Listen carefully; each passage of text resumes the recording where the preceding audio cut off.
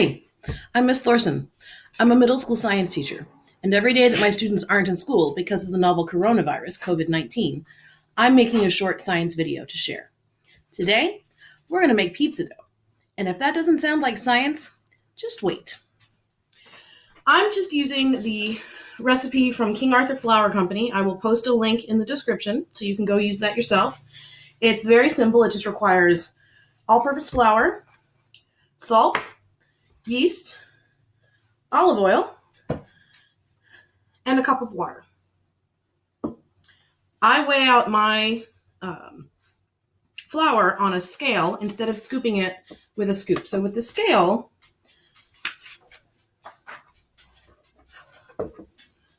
I can put the bowl on top, set the scale back to 0, and then weigh out the flour. If you have a kitchen scale, you should weigh your flour too. If you don't have a kitchen scale, they're only a few dollars. They're not very expensive to get, and you can get them basically anywhere, Target, Walmart, Sur La Table, wherever you happen to do your daily shopping. If you don't have a kitchen scale, then you can measure it out with cups. It's 3 cups of flour, but when you do it, don't just scoop your measuring cup into your flour. Hold your measuring cup out and sprinkle it in. So you're going to hold your measuring cup out over the counter or over a separate bowl and sprinkle it in, just like this, so that it's very light and fluffy. Because if you do the scoop and they measured by the sprinkle, then you end up with way more flour than you need, and you'll end up with a very dry pizza dough. So after you have sprinkled your flour in, you scrape across the top to level it off, and then you would put this much for 1 cup of flour into whatever bowl you're using. This is the bowl I'm using. And I overshot a little bit, which is what I get for trying to talk and measure at the same time. Perfect. So, 3 cups or 361 grams of flour, and then salt. Whatever salt you have around will work just fine. The thing about salt is that it makes the yeast not work as well. So when you're using salt in a yeast recipe, you want to make sure that you get the right amount in. Don't oversalt your yeast dough. This is my yeast. I bought it in bulk and then put it in this reusable container to keep in the freezer. If you don't have bulk yeast in your freezer, you can get yeast at any grocery store. It comes in packets. It comes in little jars about this tall. Or you can buy a big 5-pound brick of it. I bought this at the Costco, but I'm sure you could get it at Sam's Club or BJ's or any other bulk store. Yeast keeps really well in the freezer. If you have the packets of yeast, you can just put it in 1 packet, but we're going to put in 2 teaspoons.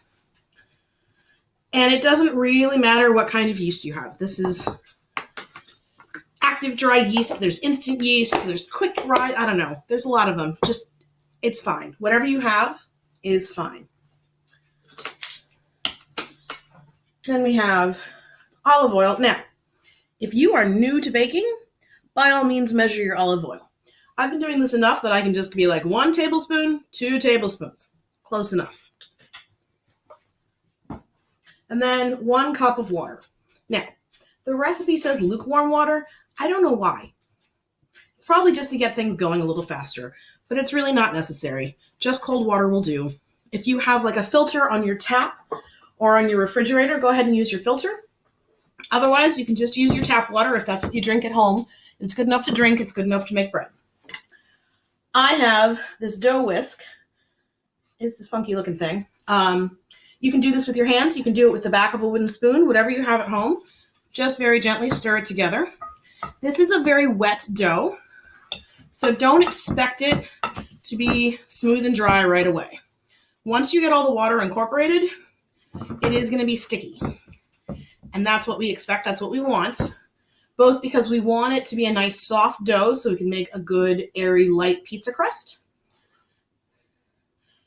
And because as it sits, and this actually recipe sits overnight, as it sits, the water will be absorbed into the flour. So I'm going to dump this out on the counter now to give it a couple of kneads. The water will be absorbed by the flour,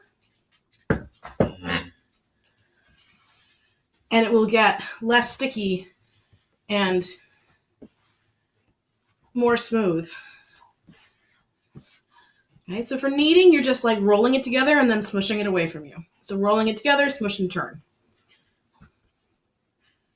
Okay, and you see I've got some sort of scraps and crumbs here on the counter. You just smooth them in and incorporate it. And you don't have to do like a huge kneading on this. It's not a big, long process. I'm just doing it long enough to get the dough even, so everything is fully incorporated. I want all of that salt and yeast and olive oil to be spread all over the dough, because we want the yeast everywhere the flour is, because the yeast eats the flour. And that's what makes the dough rise.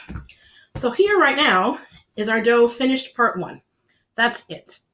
And if you're looking at this and saying, Miss Thorson, what kind of pizza are you going to make with this tiny amount of dough? Is that like a pizza for one or what? Well, there's my pizza dough that I just made right now. And here I have my pizza dough that I made yesterday with the same recipe. This is my dough bucket. It's where I proof my dough. So you can see, if I get up close, I have lots of good air bubbles in there.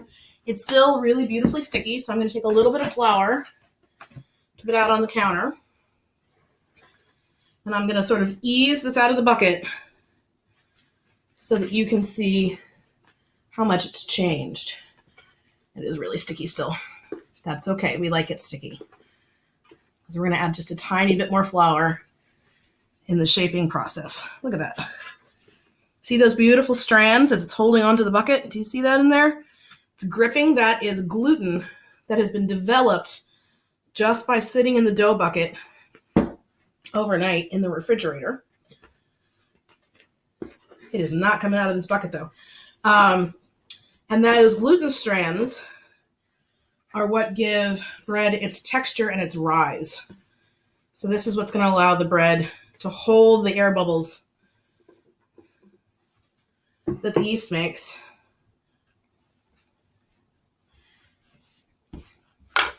So here it is. It's actually now lost a bunch of its air coming out of the bucket. That's okay. But we're going to be very gentle with it because we don't want to pop those air bubbles. Here it is smooth and ready to go. You can see it is a very different texture. So here's my new one. And here's the one I made yesterday that's trying to fall off my hand.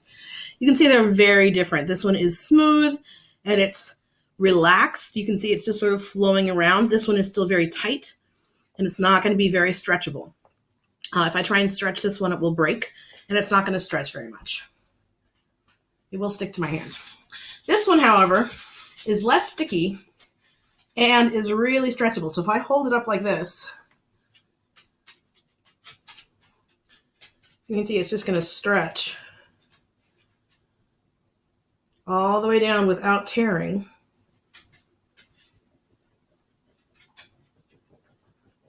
If I tried to do this with a new dough, it would just break in half and schlump sadly on the counter. Look at that.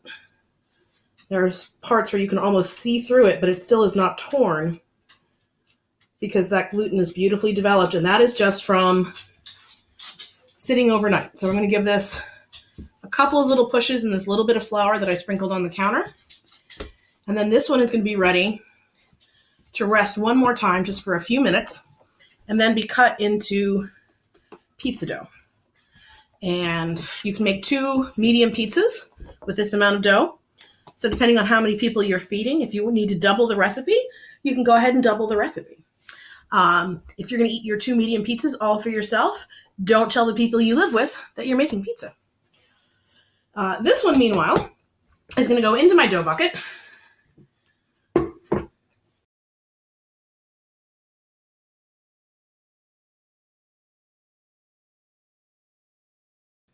And I'll put the lid back on.